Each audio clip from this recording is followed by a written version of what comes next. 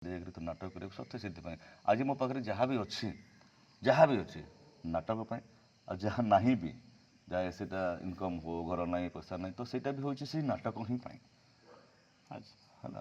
ମାଇ new blog ମୁଁ ପ୍ରିୟାଂଶୁ ପ୍ରତାପ ଆପଣଙ୍କୁ ମୋ ୟୁଟ୍ୟୁବ୍ ଚ୍ୟାନେଲ୍କୁ ସ୍ୱାଗତ କରୁଛି।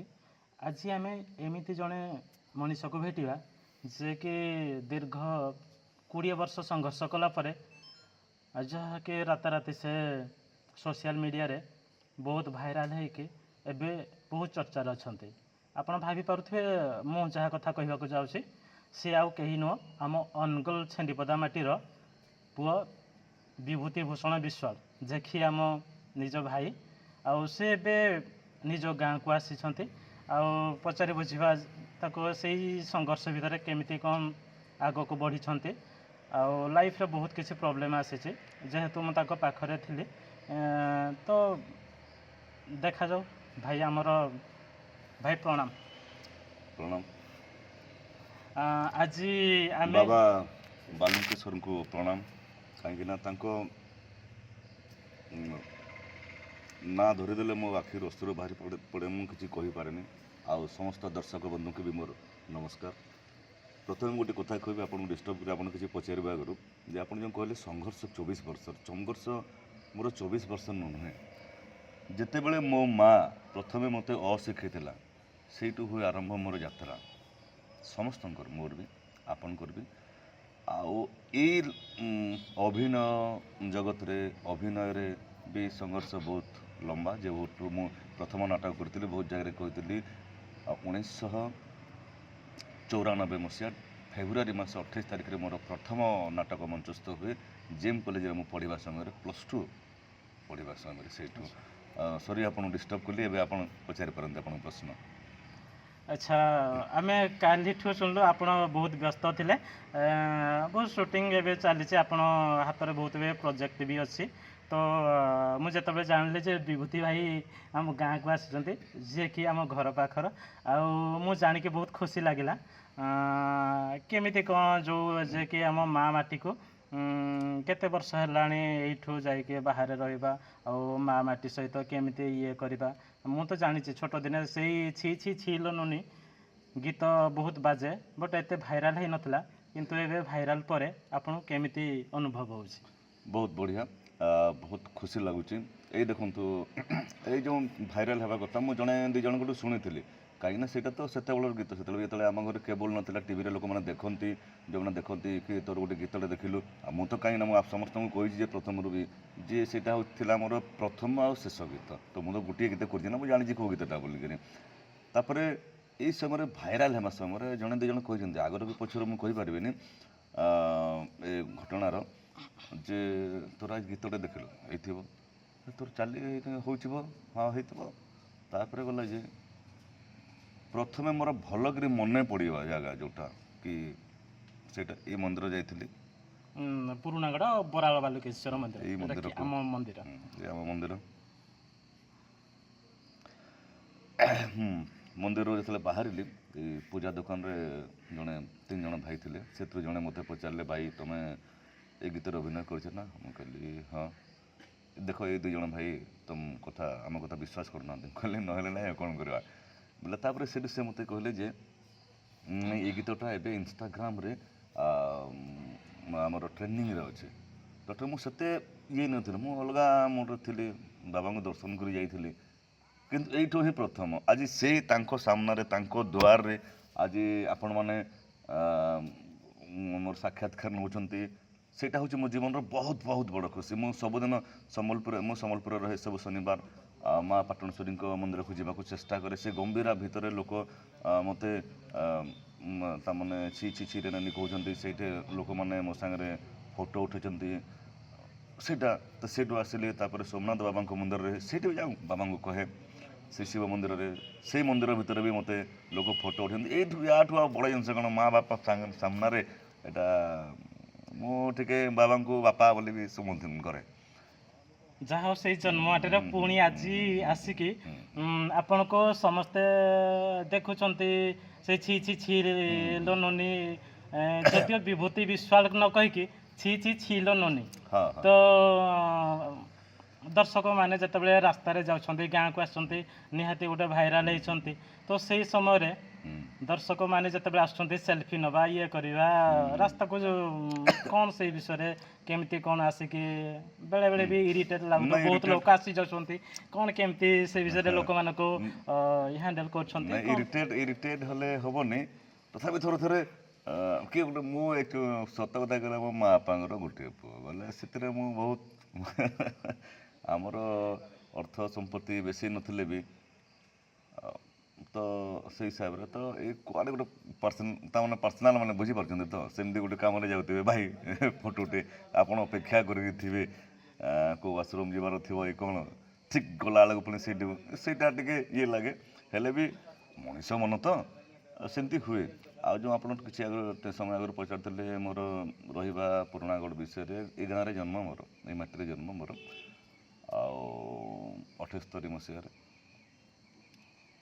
ଜୁନ୍ 20, 1978 ଜ୍ୟେଷ୍ଠ ପୂର୍ଣ୍ଣିମା ମଙ୍ଗଳବାର ଏଇ ଗାଁରେ ତ ତାପରେ ବାପା 79-80ରେ ଗଲେ ସମ୍ବଲପୁର ତାପରେ ମୁଁ ସେଠି ଗଲି ବାପାଙ୍କ ସାଙ୍ଗରେ ବାକି ପ୍ରି ସ୍କୁଲିଂ ଥିଲା ସ୍କୁଲରେ ମୋର ଆଡ଼ମିସନ୍ ହେଇନଥିଲା ତ ଗାଁରେ ଏଠି ଅଜା ଆଈ ଥିଲେ ମା ବାପା ଆସିକିରି ଅଜା ଆଈ ତାଙ୍କର ଦିଅର ନନ୍ଦଙ୍କର ସେବା କରନ୍ତି ତ ଏମିତିକିରି ଚାଲେ ଆଉ ବହୁତ ସମୟ ମୁଁ ଏଠି ବି ରହେ ଆଉ ସ୍କୁଲ ଆଡ଼ମିସନ୍ ହେବା ଆଗରୁ ବି ଗାଁ ସ୍କୁଲକୁ ମୁଁ ଯାଉଥିଲି ଯେମିତି ଯାଆନ୍ତି କେବେ ଷଷ୍ଠ ଶ୍ରେଣୀରେ କେବେ ସପ୍ତମ ଶ୍ରେଣୀରେ ଏମିତିକି ବସେ ତାପରେ ପ୍ରଥମେ ମୋର ଆଡ଼ମିସନ୍ ହେଇଥିଲା ସମ୍ବଲପୁରରେ ପଟ୍ଟନାୟକପଡ଼ାରେ ବ୍ରଜମୋହନ ପଟ୍ଟନାୟକ ସେଟା ସେଇଠି LP UP ME ସବୁ ଥିଲା ME ସ୍କୁଲ ଯାଏ ସେଇଠି ପ୍ରଥମରେ ଆଡ଼ମିସନ୍ କରାଯାଇଥିଲା ତାପରେ କିଛି ଦିନ ପରେ ପୁଣି 3-4 ମାସ 6 ମାସ ପରେ କ'ଣ ଜାଣିନି ପୁଣି ଗାଁ ସ୍କୁଲରେ ମୋର ଆଡ଼ମିସନ୍ ଏଇ ସ୍କୁଲରେ କରାଯାଇଥିଲା ଯେଉଁଟା ଆମର EP ସ୍କୁଲ ଅଛି ସେଠି ପ୍ରଥମ ଦ୍ୱିତୀୟ ପଢ଼ିଥିଲେ ତାପରେ ପୁଣି ଯାଇକରି ସମ୍ବଲପୁରରେ ସେଇ ପଟ୍ଟନାୟକପଡ଼ା ସ୍କୁଲରେ ତୃତୀୟରୁ ସପ୍ତମ ଯାଏ ପଢ଼ିଲି ତାପରେ ପୋଲିସ ହାଇସ୍କୁଲ ତାପରେ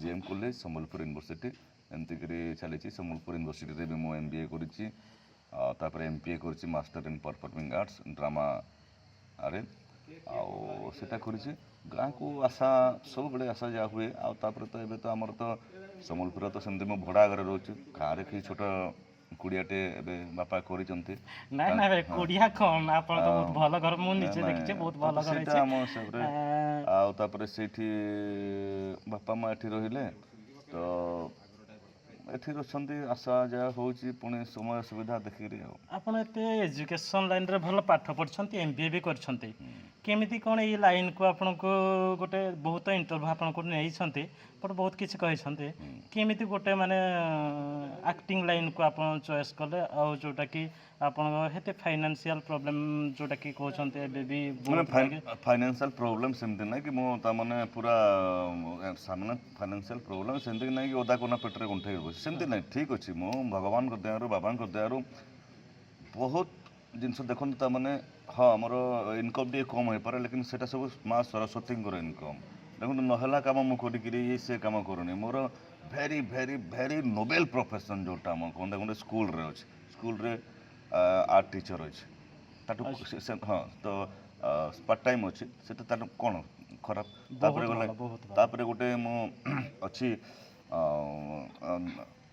ଆମର ଅଲ୍ ଇଣ୍ଡିଆ ରେଡ଼ିଓରେ ସେଠି ମୁଁ କମ୍ପେୟାରିଂ କରେ ହେଲା ଉପସ୍ଥାପକ ଅଛି ସେଇଠି ଫାର୍ମ ଆଣ୍ଡ ହୋମ୍ ସେକ୍ସନରେ ହଁ ଅଲ୍ ଇଣ୍ଡିଆ ରେଡ଼ିଓରେ ଅଛି ତ ସେଠି ଉପସ୍ଥାପକ ଅଛି ଫାର୍ମ ଆଣ୍ଡ ହୋମ୍ ସେକ୍ସନରେ କୃଷି ସଂସାର କାର୍ଯ୍ୟକ୍ରମ କରେ ନ୍ୟୁଜ୍ ସେକ୍ସନ୍ ସହିତ ବି ଜଡ଼ିତ ଅଛି ସମ୍ବଲପୁରରେ ଆମର ସେଇ ଅଲ୍ ଇଣ୍ଡିଆ ରେଡ଼ିଓରେ ଡ୍ରାମା ବିଭାଗରେ ତାମାନେ ଆମର ଯେଉଁ ଅଛି ଆମ ସ୍ୱୀକୃତିପ୍ରାପ୍ତ ଅଡ଼ିସନ୍ ଡ୍ରାମା ଆର୍ଟିଷ୍ଟ ସେଇଟା ସିଆଡ଼ୁ ମୋର ଇନକମ୍ କମ୍ ହଉ କିନ୍ତୁ ମା ସରସ୍ୱତୀଙ୍କର ଅବଦାନ ତାପରେ ଗୋଟେ ଯେତେବେଳେ ଟିକେ ନିୟମଟା ହେଲା ପରେ ତାପରେ ସେଭିଂ ଅଛି ଯାହାକୁ ଭବିଷ୍ୟତ ଅଛି ସେଥିପାଇଁ ସେଥିରେ ଚଳି ହୁଏନି ତ ସେମାନେ ଗୋଟେ ପ୍ରାଇଭେଟ୍ ଜବ୍ଟା ବି କରୁଥିଲେ ଗୋଟେ ଇନ୍ସୁରାନ୍ସ କମ୍ପାନୀରେ ସେଇଟା ବି ତାପରେ କିନ୍ତୁ କ'ଣ ହେଉଛି କଳାକାର ଯେତେବେଳେ କିରାଣୀ ହେଇଯାଏ ଯେତେବେଳେ ଆପଣଙ୍କର ଯେଉଁ କାମ କରୁଥିବେ ସେଥିରେ ଯଦି ଆପଣଙ୍କର ଇଚ୍ଛା ନଥିବ ତ ଆଉ ସମସ୍ତଙ୍କ ମହାପୁରୁ ଅଲଗା ଅଲଗା ଲାଇନ୍ ଲାଗି ତିଆରି କରିଥାନ୍ତି ଅଲଗା ଅଲଗା ଜିନିଷ ଲାଗେ ତ ସମସ୍ତେ ଠିକ୍ କିନ୍ତୁ ସମସ୍ତଙ୍କ ଦ୍ୱାରା ସବୁ ଇଏ ହୁଏ ଆପଣ ବୁଝିପାରୁଥିବେ ତାପରେ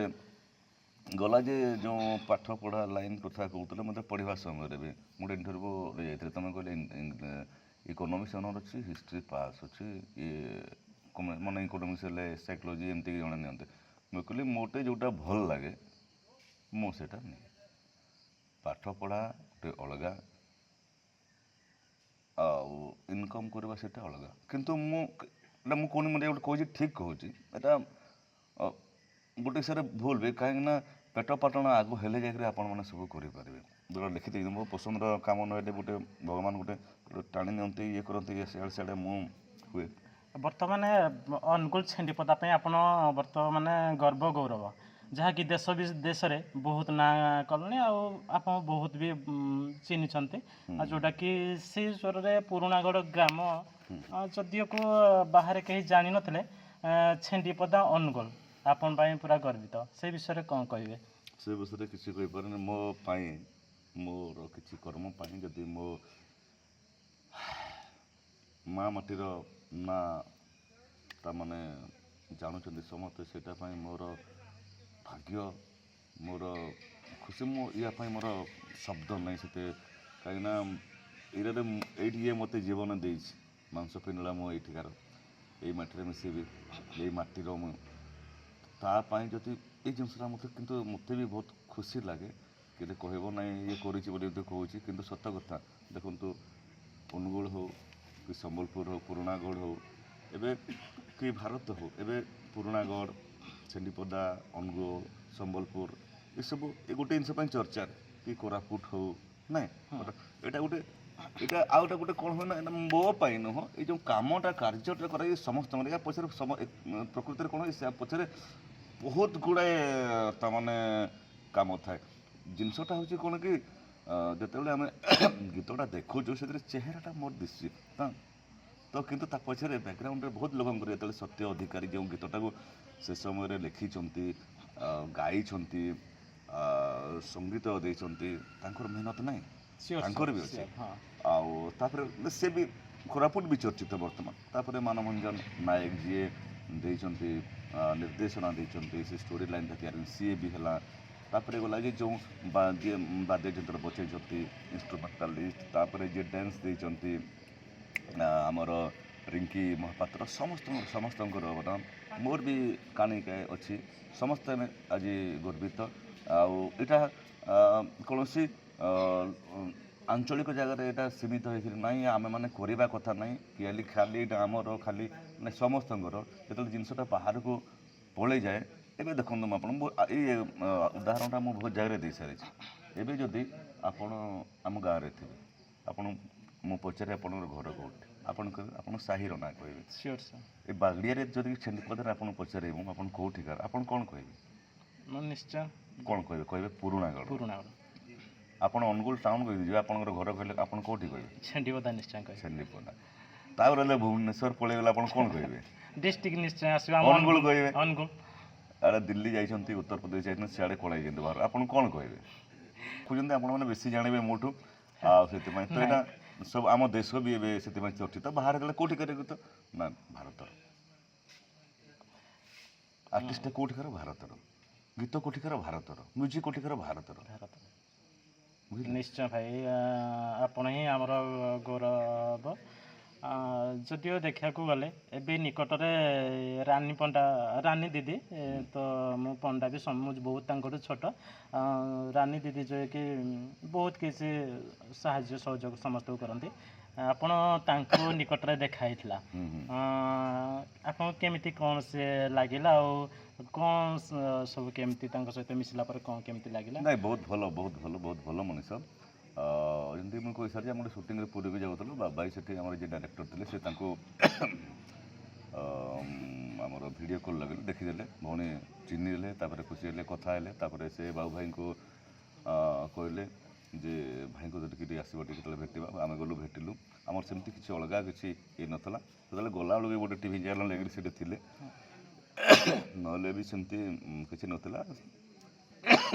ତାପରେ ଭଉଣୀ କହିଲେ ଭାଇ ନାହିଁ ତୁମେ କେବେ ଯାଉଛ? ମୁଁ କହିଲି ନାହିଁ ଭାଇ ଭଉଣୀ ମୁଁ କାଲି ପଳେଇବି, ଆଉ ଏମିତି ଆଉ ବୋଲେ କହିଲେ ନାହିଁ ଗୋଟେ ଦିନ ରୁହ, ତୁମ ମନରେ କାଲି ଡ୍ରାମା ଅଛି, ଆଉ ତାପରେ ତୁମକୁ ସେଠି ସମ୍ମାନିତ କରିବା, ଏମିତି କରି ସମ୍ମାନିତ ମୋତେ କ'ଣ କର, ସେଠି ବି ଭଉଣୀ କଲେ। ବହୁତ ବହୁତ ଧନ୍ୟବାଦ। ସେଠି ତାଙ୍କର ଆମର ସେଠି ଖଣ୍ଡଗିରିରେ ଯେଉଁ ଅଛି କୁମ୍ଭମେଳା ଚାଲିଛି, ଏବେ ଅପେରା ଚାଲିଛି, ପ୍ରଥମ ଦିନ ଯେଉଁ ରାଜଧାନୀର ରଜନୀଗନ୍ଧା, ସେଥିରେ ଭଉଣୀ ଆକ୍ଟିଂ କରୁଥିଲେ।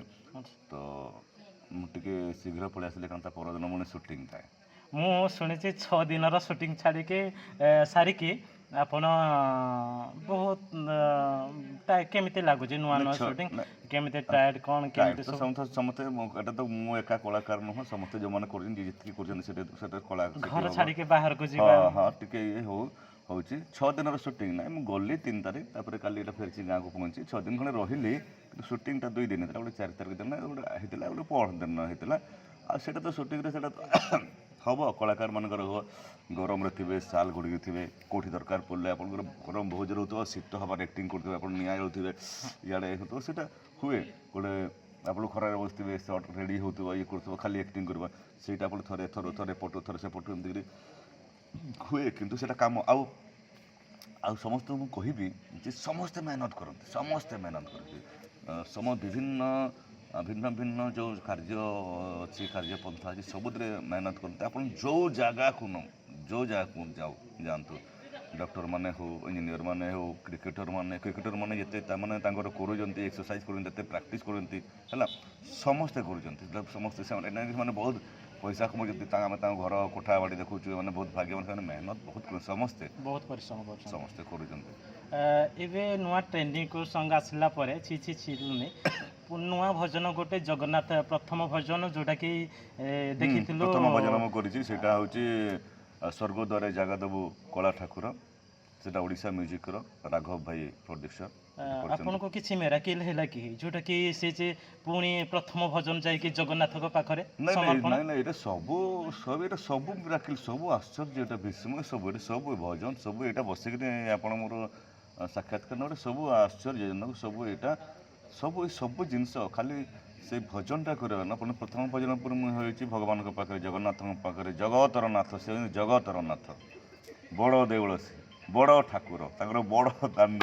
ନୂଆ ବର୍ଷରେ ନୂଆ କିଛି କରିଦେଲେ ବୋଧେ 2025 ଆପଣ ପାଇଁ ବହୁତ କିଛି, ଜଗତର ନାଥ ଜଗନ୍ନାଥ ଆପଣଙ୍କୁ ବହୁତ ଆଗକୁ ନେଇଗଲେ, ଯେଉଁଟାକି ସେ ଭଜନ ସେଇଥିପାଇଁ କିଛି ଆପଣ ସ୍ପେଶିଆଲ ଭଜନ ନା କିଛି ସେମିତି ଗୋଟେ ରହିଛି? ସ୍ପେଶିଆଲ ଭଜନ ଗୋଟେ ଅଛି ଜଗନ୍ନାଥଙ୍କ ଉପରେ। ନାଇଁ ମାନେ ବାହାରେ ଅଲଗା ଗୀତର ସୁଟିଂ ହେବା ଆଗରୁ ଗୋଟେ ଭଜନ ଜଗନ୍ନାଥଙ୍କ? ନାଇଁ ସେ ଯେଉଁଟା ମୋ ଆଗରୁ ଯେଉଁଟା କାମ ଆସିଲା, ସେଇଟା ପ୍ରଥମ କାମ ସେଇଟା କଲେ। ଦ୍ୱିତୀୟଟା ସେ ତାଙ୍କର ବାବାଙ୍କର ସେଇଟା ନିର୍ଦ୍ଦେଶନା, ସେ ଗୋଟେ ପୁଣି ସେଇଟା ଭଜନଟେ, ସେଇଟା ଠିକ୍ ଅଛି। ଆଉ ଏମିତି ନାହିଁ କି ବହୁତ ଗୁଡ଼େ ହେଇବି ପାରେ, ଯାହା ବି। କେମିତି ଲାଗୁଛି ଛୋଟ ଦିନେ ଗାଁରେ ବଢ଼ିଥିବା, ଆଜି ଜଣେ ଦୂର ଦୂରାନ୍ତରୁ ଦେଶ ବିଦେଶରେ ପରିଚିତ, ପୁଣି ଗାଁକୁ ଫେରିବା, ବର୍ତ୍ତମାନ କେମିତି ଅନୁଭବ? ପୁଣି ଗାଁକୁ ଫେରିବା, ପୁଣି ଯିବି, ପୁଣି ବିଦେଶ ଯିବା, ପୁଣି ଏମିତି ତ ଯିବା ଆସିବା ଚାଲିଥିବ। ମାଟି ଏଇଠି ତ ଖୁସି ଲାଗୁଛି। ପୁଣି କାଲି ସକାଳୁ ବହୁତ ଦିନ ହେଇଗଲାଣି, ସେଠି ଛୁଆମାନେ ଅଛନ୍ତି, ଦେଖିନି ଛୁଆମାନଙ୍କୁ। ପୁଅ ଆଜି କହୁଥିଲା ଆସିବ ବୋଲେ ଆସ, ନହେଲେ ଫୋନ୍ ଭାଙ୍ଗିକିରି ଭିତରେ ବସି ତମଠି ପଳେଇବି କହୁଥିଲା, ଯିବାକୁ ପଡ଼ିବ। ଆଜି ଗୋଟେ କଥା, ତାପରେ ତଥାପି ସମସ୍ତେ କହିଲା ପରେ ବହୁତ ଡେରିରେ, ତାପରେ ଗୋଟେ ସୁଟିଂ ଆଜି କରିବା କାଲି କରିବା ବୋଲିକିରି ସେଇଟା ଡେରି ହେଲା, ଏଡ଼ିଟିଂ ବି ସରିଯାଇଥିଲା, ଆଉ ତାପରେ ପକାଇବାରେ ବି ଡେରି ହେଲା। ତଥାପି ବି ଭଲ ଭ୍ୟୁ ଯାଇଛନ୍ତି। ଆମେ ତ ଆଜି ଦେଖୁଥିଲେ ଲକ୍ଷେ କେତେ 4-5 ହଜାର କେତେ ଯାଇଥିଲା, ଆଉ ସେଇଟା ଭଲ ଯାଇଛି। ଆଉ ସମସ୍ତଙ୍କୁ ଆପଣମାନେ ତ ସବୁ ଜାଣିଛନ୍ତି ମୋଠୁ, ମୁଁ ତ ଏସବୁ ଜିନିଷରେ ନୂଆ ଯଦି ହେବ ତାହେଲେ ଯଦି ହେବ ତାହେଲେ ବିଭୂତି ବିଶ୍ୱାଳ ଅଫିସିଆଲ, ୟାକୁ ସବସ୍କ୍ରାଇବ୍ କରିବେ ଯଦି ଆପଣଙ୍କୁ ଭଲ ଲାଗିବ। ଭାଇଙ୍କ ଚ୍ୟାନେଲକୁ ଲାଇକ୍, ସବସ୍କ୍ରାଇବ୍, ସେୟାର କରିବେ। ଆଉ ଏଥିରେ କ'ଣ ହେବ କି ଆପଣ ସିଧାସଳଖ ମୋତେ କିଛି ଜିନିଷ ମୋର କ'ଣ ଭୁଲ ହେଲା, କ'ଣ ଠିକ୍ ହେଲା, ଆପଣମାନେ କହିପାରିବେ, ଆପଣମାନଙ୍କର ସଜେସନ୍ ଦେଇପାରିବେ। ଆଉ ଭଲ, ତାପରେ ଆଉ ଏଥିରେ ଯଦି କିଛି ମନେକର ଯଦି ଭଲ ହେଲା ତାହେଲେ କଳାକାର କଳାରେ ରହିପାରିବ। ଆପଣ କୁହନ୍ତୁ। ହଁ, ଆମେ ବି ୟୁଟ୍ୟୁବ୍ ଚ୍ୟାନେଲ୍ ମାଧ୍ୟମରେ ଭାଇଙ୍କୁ ପାଇପାରିଛୁ, ଯେଉଁଟାକି ଆମ ୟୁଟ୍ୟୁବ୍ ଚ୍ୟାନେଲ୍ ପିପୁଲ୍ ଏକ୍ସପ୍ରେସ୍ ପିକେ। ଠିକ୍ ଅଛି, ଆପଣ ଲାଇକ୍, ସେୟାର, ସବସ୍କ୍ରାଇବ୍ କରନ୍ତୁ। ଆଉ ଆମ ଦି ଭାଇଙ୍କୁ ସବୁବେଳେ ଆଶୀର୍ବାଦ କରନ୍ତୁ। ଆମେ ଆଗକୁ କିଛି ନୂଆ ଗୀତ ବି ଭାଇ ଆଣିବେ, ଆଉ ଭଜନ ବି ଆଣିବେ, ଯେଉଁଟାକି ଆମ ଦେଶ ଆଉ ଆମ ରାଜ୍ୟ, ଆମ ଡିଷ୍ଟ୍ରିକ୍ଟ ପାଇଁ ପୁଣି ଆମକୁ ଗର୍ବାନ୍ୱିତ କରନ୍ତୁ। ମୁଁ କ'ଣ ଆଣିବି, ସେ ଆଣିବେ, ଆପଣମାନେ ଆଣିବେ, ଭଗବାନ ଆଣିବେ, ମୋର କିଛି ନାହିଁ। ମୁଁ ସବୁବେଳେ ହାତ ଟେକି ଦେଇଛି, ମୋ ଦ୍ୱାରା କିଛି ନାହିଁ। ମୁଁ ଆଗରୁ ବି କହିଛି, ଭଗବାନ ଯଦି ସୁନା କଳସ ମୋ ଉପରେ ଢାଳିବେ ତାହେଲେ ଯାଇକି ମୋର କିଛି ହେବ। ଏଇ ବରାଳ ବାଲୁଙ୍କେଶ୍ୱର, ସେଇ ଜଗନ୍ନାଥ, ସେଇ ସବୁ ଭଗବାନ ତ ଗୋଟିଏ ଜଣେ। ତାପରେ ଆପଣ ଦର୍ଶକ ଭଗବାନ। ଆପଣମାନେ ଚାହିଁଲେ ଆମେ ଉପରକୁ ଯିବୁ, ଆପଣମାନେ ଚାହିଁଲେ ଆମେ ନିମ୍ନଗାମୀ ତଳକୁ ହେବୁ। ସେଥିପାଇଁ ଆପଣମାନଙ୍କୁ ଆମର ସ୍ନେହ ପ୍ରେମ ଆମ ଉପରେ ରଖିଥାନ୍ତୁ। ନମସ୍କାର। ଜୟ ବାବା ବରାଳ ବାଲୁଙ୍କେଶ୍ୱର।